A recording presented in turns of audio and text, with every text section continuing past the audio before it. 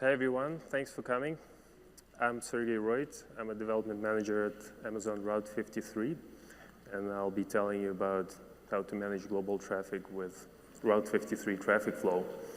We'll have time for questions at the end. What are we going to talk about? So concepts, defining what traffic management means. I'll introduce you to Route 53 traffic flow, and we'll go into pretty deep detail about what it looks like, how it works. And we'll look at a case study, a real world example. So what is traffic management? It's the process of, we're talking about the process of routing clients to servers. And clients are end users or programmatic clients. They could be external or internal, just components of your own systems. And specifically about the types of routing. These are not exclusive, they can be combined, but just the concepts. There's load balancing, that's the simplest form, network proxy to servers. Service discovery takes a client-side approach, so clients learn a set of endpoints and they make the decision of where to connect to. Then you have CDN, that's a fully managed distribution channel, typically single origin. And DNS level, that's what I'll talk about. That gives you more flexibility than CDN, typically, and you can have multiple origins with DNS routing. To put things into perspective a little bit, so what are some typical applications? One typical progression, I'll show you how growing demand leads to increased level of sophistication, so you can relate that to your own applications. You start with a single server, and well, maybe when your server did this, but today you're probably are using an auto-scaling group, so at least your instance gets replaced if something happens to it. Eventually, though, you want to be able to support more load, and you want more manageability to be able to deploy, take instances out of service, and so forth. So you can move to elastic load balancing, and that already looks better. And if you're outside of AWS, then similar concepts apply. ELB is elastic, but in the on-premise world, you might be growing beyond a single load balancer and just managing multiple.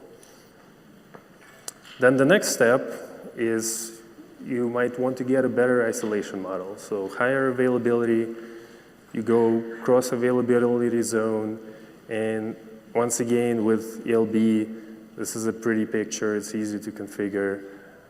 You can have instances across your region, different zones.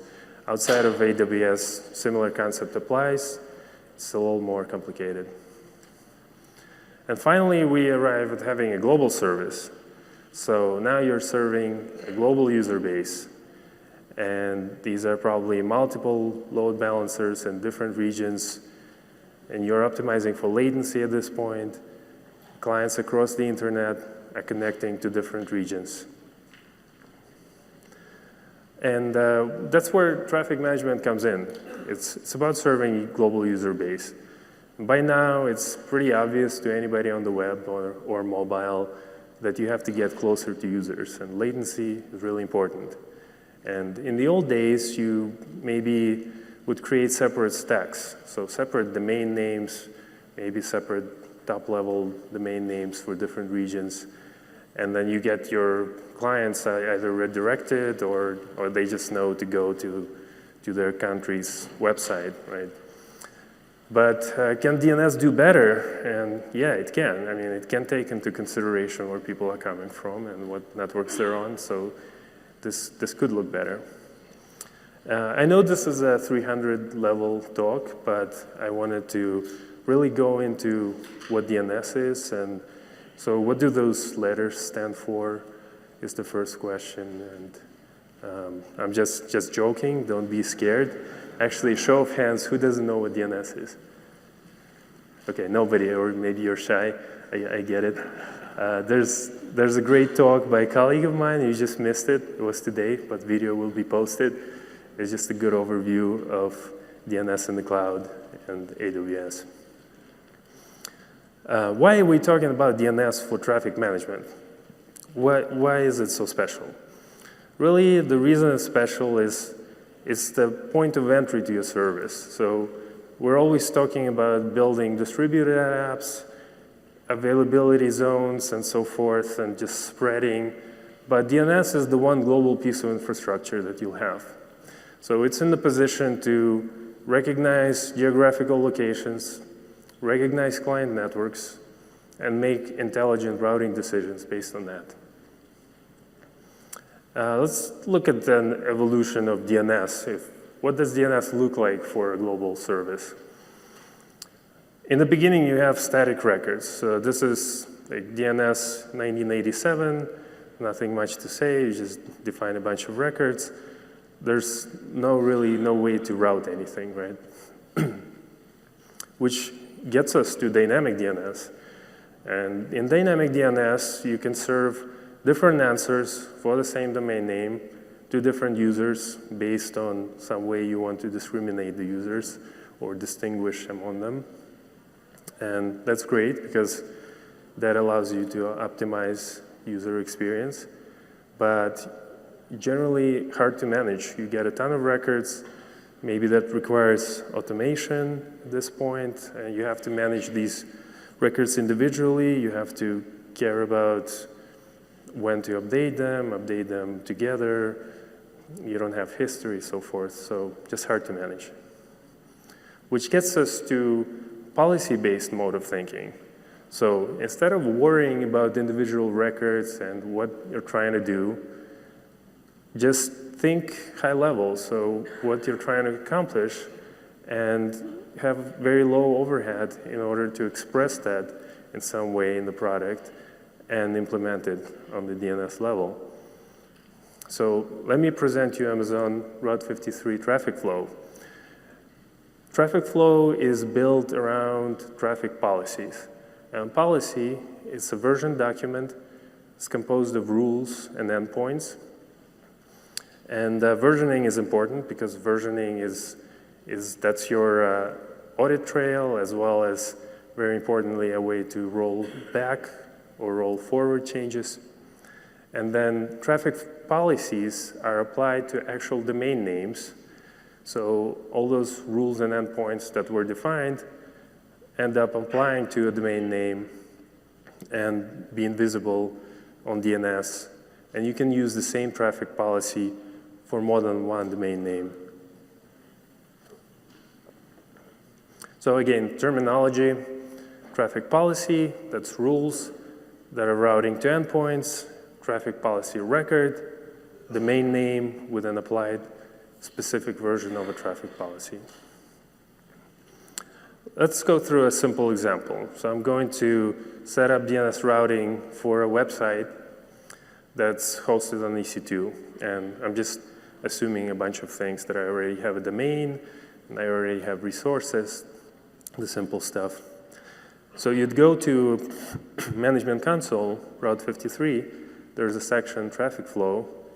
And in Traffic Policies, there's a way to create one, which would take you to the editor. And the editor allows you to import the traffic policy if you're sharing one, or if you're building one from scratch, then you can just build it inside the editor. And the first decision to make is, what is the DNS type? And then all the magic is actually in the body of the policy itself. So what can go into the body? Ultimately, you're going to get to endpoints. The types of endpoints are either just low-level IP address or CNAME somewhere else, or more integrated. So there's support for ELB, classic, or application load balancers, S3 website, CloudFront distribution, elastic beanstalk environments. And if you use any of those, then you get health information, and you don't have to worry about addresses or addresses changing, and so forth. And a quick overview of rules. To connect endpoints, we actually use rules. And we have failover, there's weighted round robin, geolocation, latency, and I'll actually go into each of these later on. Let's continue with the example. Now I went and actually added my endpoint, which is just a single ELB that's hosting this fictitious website. And this is now a fully contained policy that can be applied, although it's extremely simple. So to apply it, you actually go and select the domain name. So I just typed in www in a specific hosted zone. And once applied, it becomes this magical DNS record that executes your policy anytime somebody's asking for it. And you can see here in this view a summary of everything that's applied. So that's the name of the policy, that's the name of the record, and version used is 1. So I want to go further with this example, but I'm going to need to use some rules. So let me give you a quick overview of the basic ones. Failover is pretty simple. This is primary and secondary. So based on the health of primary, users either always go to the primary path, or if primary is out, they go to the secondary path. And health could be either inherited or explicitly defined at every level. And weighted is your round robin across multiple items. This could be used for load balancing, could be used for just managing a fleet, bringing instances in and out, A/B testing, so forth. So in my example, I've added as the first rule a failover rule. And the primary is pointing to the ELB. That was the sole endpoint before. And I expanded this. This is actually selected by default, but I wanted to talk about it for a second. So that little check mark is saying that the health information or the health decision at this level should be made further down the flow, which ultimately, in this example, terminates at the ELB, and ELB provides its own health. And secondary is taken me to an S3 website, which is not great, but better than nothing. At least I can say sorry or something. So once I've created this better version of the policy, it's time to apply it. And this is another important step that's made easy by TrafficFlow, because I just go and edit the existing record, and I choose a different version, and I can apply it completely atomically. So users will never see any intermediate changes. They will switch from version 1 to version 2 based on TTL expiration or when they end up querying. And that's the existing policy record that I've created previously with version 1. So in my example, I didn't really get into the more complex scenarios, and we'll look at one in the case study. So before we get there, I wanted to give you an overview. The geolocation or geo rule, that routes traffic based on the user's location.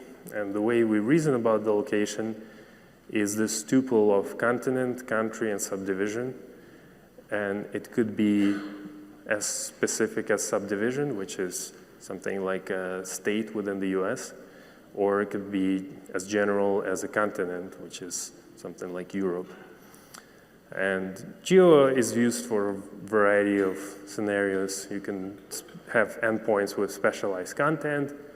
You can use this as a strategy to balance traffic globally between different data centers and different regions. And you can also, in certain cases, pre-optimize your network link if you're at that level and you care about specific countries going over specific transit and so forth that you have set up. So under the hood, how does geo actually work at the DNS level? First step is Route 53 will identify the request. So who's making the DNS request? And this is what we get is a DNS resolver address. And if the resolver supports it and supplies it, then we get the eDNS 0 client subnet. And then we check the geo database for location. And again, location is continent, country, or subdivision. Then find the most specific entry that was defined in the geo rule, most specific healthy entry, I should say, and match the location to it. So, for example, if you've only had an item defined for Europe, but a client is coming from France, they'll still match that, provided that it's healthy. Another advanced rule type is latency.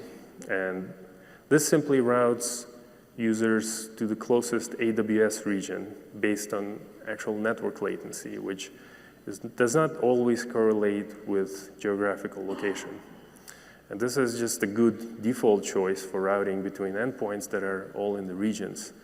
So it's good to optimize for latency if you don't have other considerations. How does latency work? First step is similar, identify the request. Then Route 53 will check its latency database for preference order of all the regions for that client, and then go to the top healthy choice among the items that you've actually defined for your rule and your policy.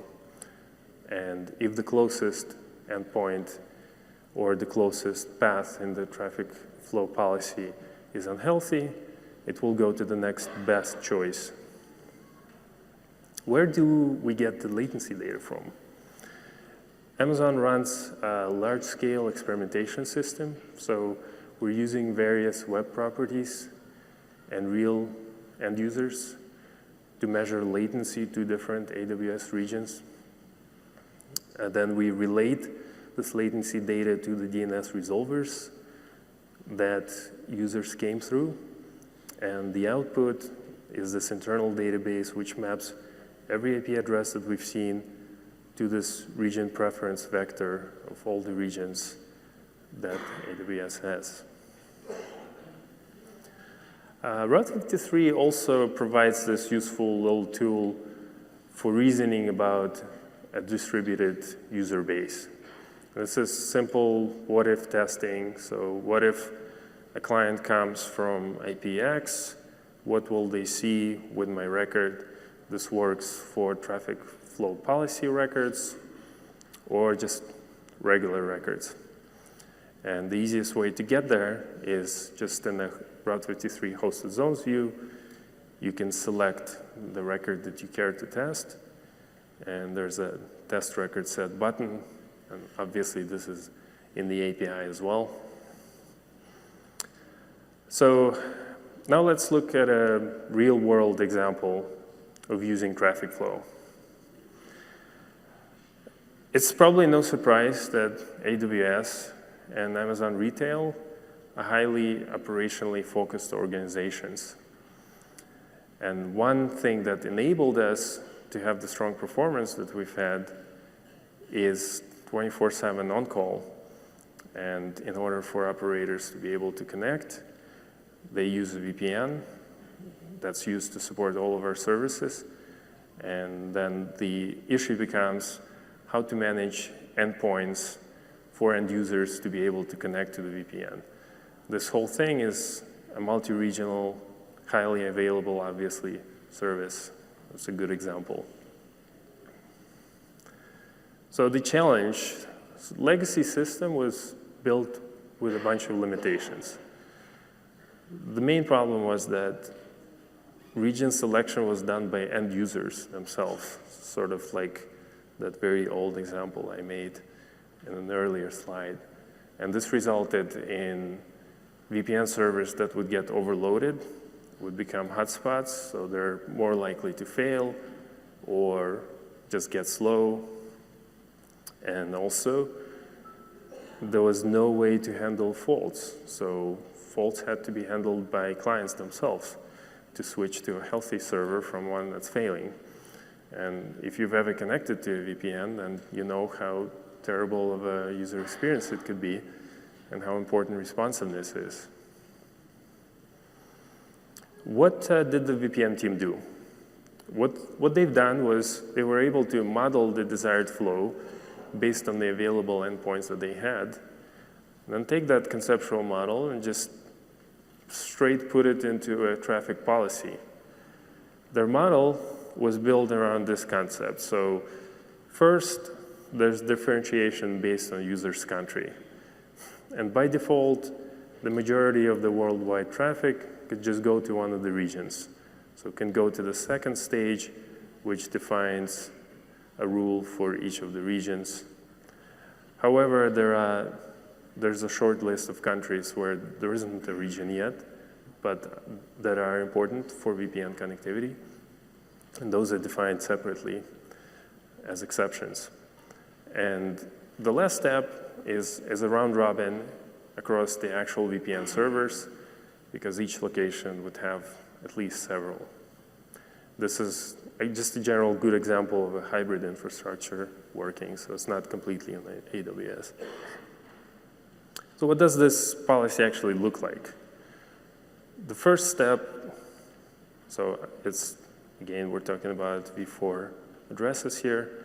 First step is a geolocation rule, and it has a default item, which is going to take people to the region selection, and it has an item for each of the other countries. And again, we're just kicking the can down the road and saying, evaluate target health, that will be defined later. Region selection is based on the latency rule. And this defines an item for each of the regions because they're widely deployed. So each of the regions is actually selected and takes you to the right path, which is the final step, server selection. Within a region or within a country, server selection is based on a weighted rule, and a weighted rule can account for different size hosts. So there are a bunch of different weights defined for each of the items, and each of the items corresponds to one of the endpoints. Looking closer at an endpoint, that's what goes into it. There's the weight, and by the way, in this example, the weights added up to 100.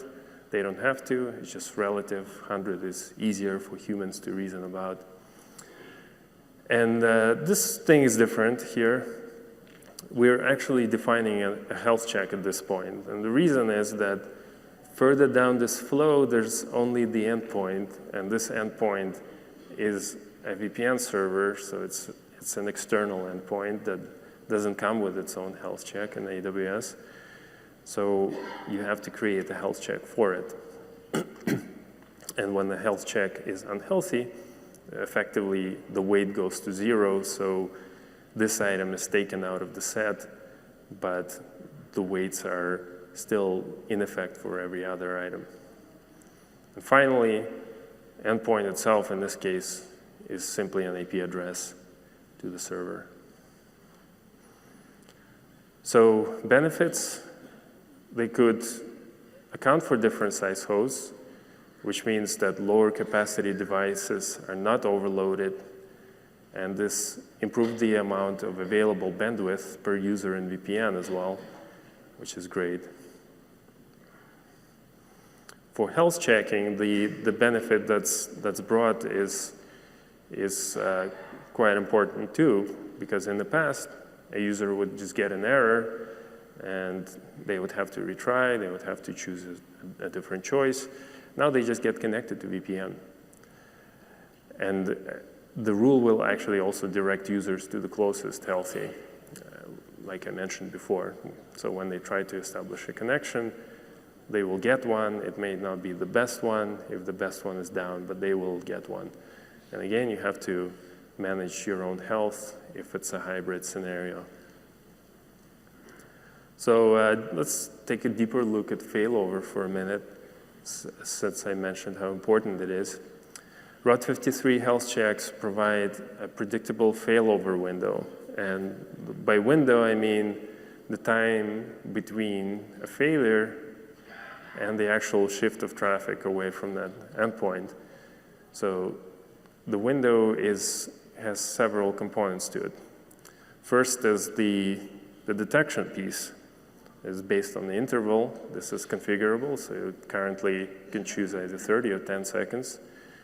So every 10 seconds, there will be a health check from each of the locations that we health check from, times the failure threshold, how many consecutive failures you're willing to see before you consider that endpoint down.